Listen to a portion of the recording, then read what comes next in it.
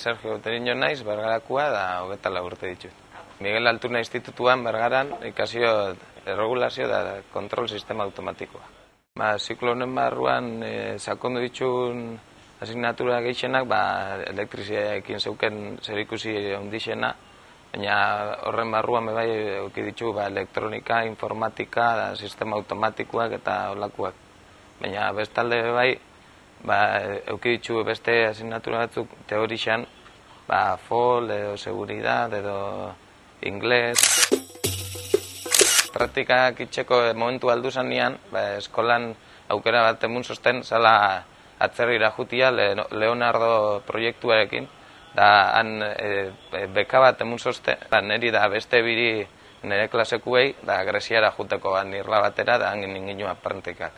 Niretzat, esperientzia honena ara jutiana izan zen, pertsonalki, pixka da gehiago pertsona moduan landu ginela 3. Ni neukan itxaropena zen, azkenean mantenimientuan edo bukatzia.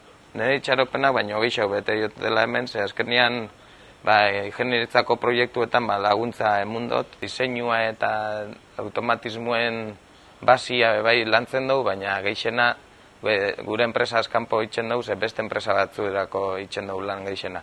Lortu gotena da ikasteko errestasuna. Base hori, gero gai mordo batean, ni errez sartzeko. Ni uste dut lanbide heziketarako eslogan honena bere izena dela, berak hor esplikatzea dela, lanbide heziketa dela lanerako heziketa lortzia. Berak lortu du, orain zuk duzu hitza.